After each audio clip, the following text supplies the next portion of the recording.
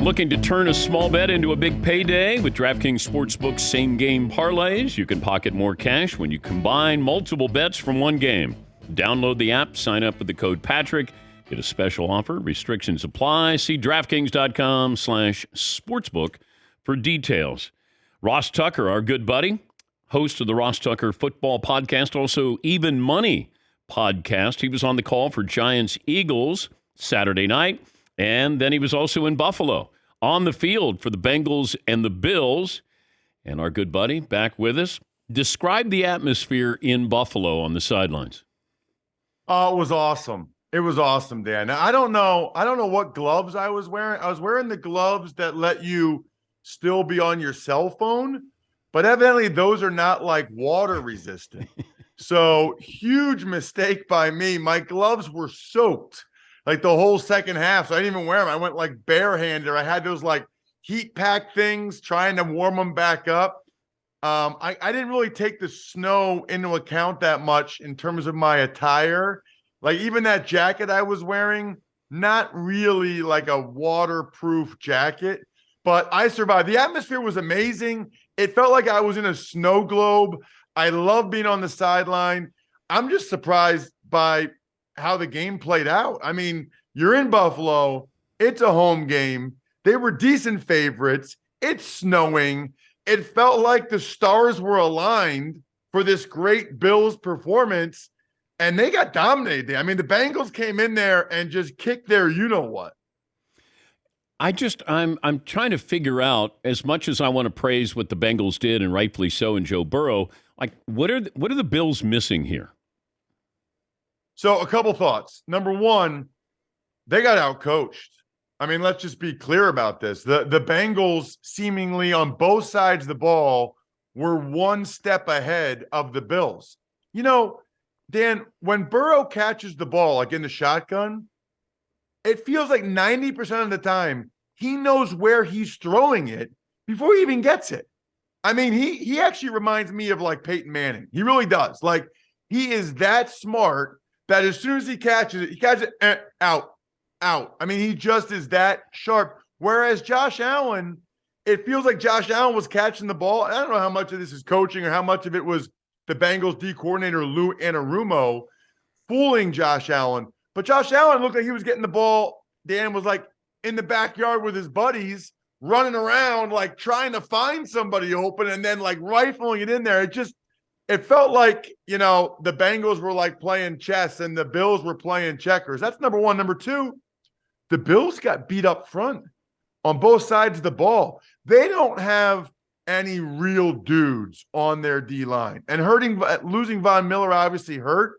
But these other guys, Ed Oliver, Greg Rousseau, like, you know, make a play. Yeah. Somebody on the D-line, please, at some point in the game, make a play, especially against a revamped Bengals O-line. Meanwhile, the Bills couldn't really protect or do a great job blocking the Bengals D-line. I mean, in every game, I felt like the team that ran the ball better or was better up front, that's the team that won. And it felt like, and I know it's recency bias, but Joe Burrow and Josh Allen maybe were right there as the second best quarterback in the NFL. Is that fair to say behind Mahomes? Yeah, I would have said last year and even most of this year, I would probably have Allen ahead of Burrow.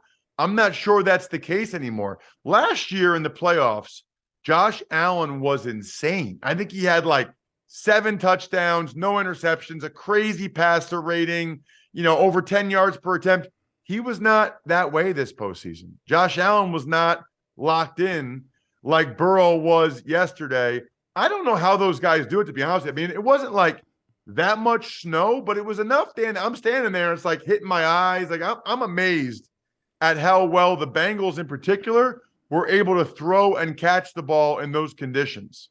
Yeah, and, you know, here's Buffalo. They were gifted this home playoff game.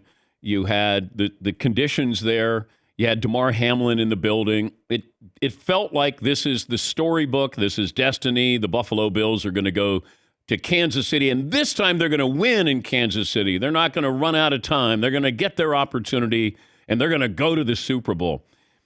It just felt like there was so much attached to this that it's almost like not only Buffalo Bills fans, but America might have felt a little bit let down with what happened with the Buffalo Bills. I don't know what their fans looked like or sounded like after this game. If it was, I mean, because they handled them from start to finish. So it wasn't a surprise ending here, but the atmosphere after that game was what? They were stunned.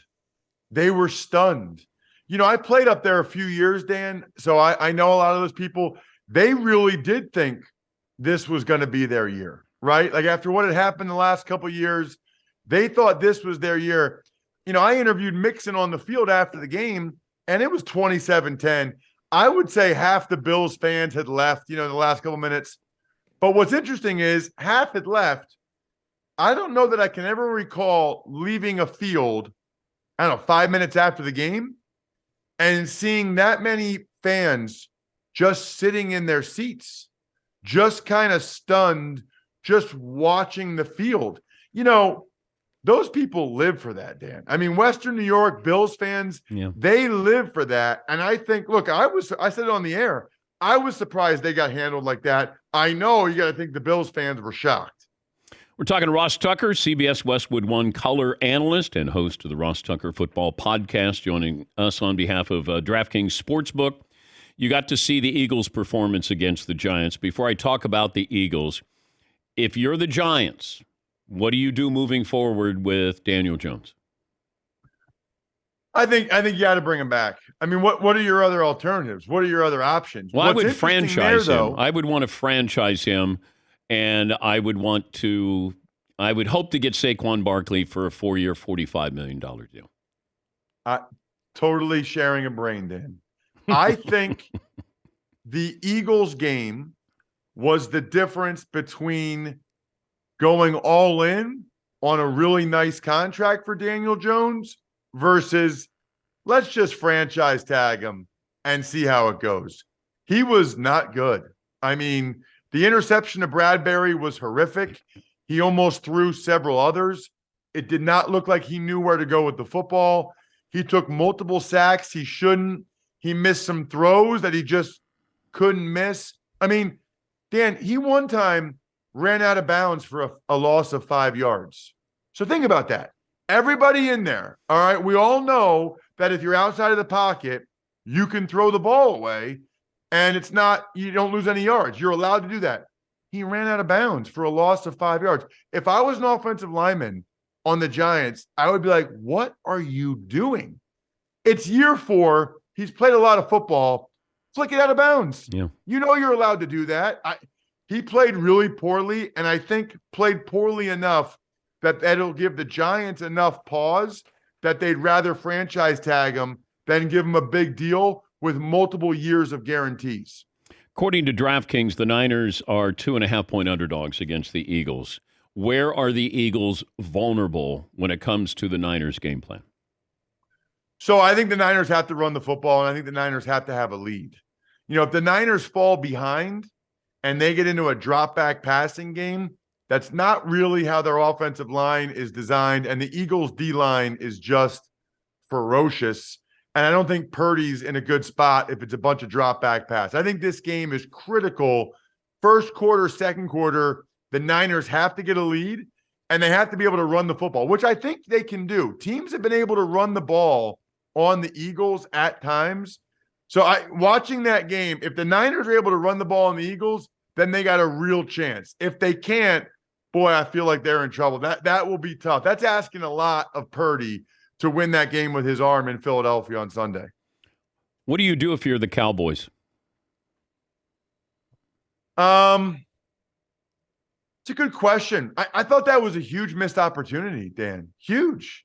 I mean, they were every bit as good as the Niners in that game. They probably win that game if Dak doesn't throw those 2 picks. I mean, he threw one, backed up in his own territory, gave the Niners a field goal, threw another one when they were in the red area, and took away 3 points. But you're not going to get rid of Dak. He's your guy. I think primarily they need to get another weapon on the outside for Dak, another receiver, even though they moved the ball pretty well And then I still think they could use some help on the back end on defense. They're not far away. They're right there. And I think they proved that by going to, I mean, that was a physical, good game. And the Cowboys seemed like they were pretty much every bit as good as the Niners, with the exception of those interceptions. I'll leave you with this. The high ankle sprain with Patrick Mahomes, Paulie spoke to a doctor who deals with this and said, an hour after you have it, just adrenaline, you could shoot it up, you're okay. It's the coming days, that high ankle sprain, and this doesn't just go away. What do you do if you're Patrick Mahomes in a situation? Like, can he just say, I'm just going to be a pocket passer? I mean, that's what he's going to try to do. And I don't know how well that's going to go. I mean, that's not him. I think it's really hard as a player in any sport to go out there and be someone you're really not. That's not what he is. That's not who he is. And I can guarantee you, Dan, I don't know how this guy, I was talking to him yesterday. I don't know how this guy doesn't have any head coach interviews. I can guarantee you Bengals D coordinator Lou Anarumo is going to have an awesome plan that's going to not allow Mahomes to get rid of the ball quickly. Because the longer Mahomes has to hold the ball, the more chance there is he has to move around or do something, which I don't know that he's going to be able to do. So the Bengals are going to take away the quick reads, quick throws from Mahomes. He's going to have to try to move. I don't think he's going to be able to do it. That's a tough injury against a really talented and well-coached defense. That's going to be a tall task for Mahomes if he can't move like he normally does. Better food in Philadelphia or Kansas City? Oh, for this upcoming weekend. Because yesterday, Buffalo might have been the best of the year. I mean, they came to play. I don't know what happened on the field, but they came to play in the press box. I mean, it was really impressive. They had beef on weck mac and cheese. So it's like the beef that they have in the weck in the mac and cheese, street corn. They had wings from La Nova. And I knew I was going to be on the sideline. There's no food if you're a sideline person. So I had to eat enough pregame at 1 o'clock to last me till my drive home at 8 o'clock. So I went all in. Well done by the Bills. They also, Dan, they email you the day before with what the spread will be, which I appreciate because I like to get my mind. Like if I'm going to go to a restaurant, I look at the menu before I go to the restaurant, of course. So the Bills let me visualize my game plan so I can execute in the pregame. So you had your walkthrough with the menu. Yes. And I already was like, okay, I got to get some wings. I've never heard of beef whack mac and cheese, but that sounds amazing. It was delicious. It was awesome. It was very filling. I wasn't hungry at halftime. Thank you to the Buffalo Bills PR and food staff. That was amazing. Good to talk to you as always. Always. I'm on the sideline Sunday for Eagles-Niners, so can't wait to talk to you about it next Monday. Thank you, buddy. That's our good buddy Ross Tucker, CBS Westwood One color analyst.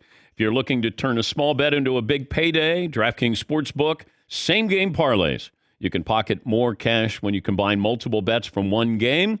Download the app, sign up with the code Patrick. It's DraftKings.com/sportsbook for details.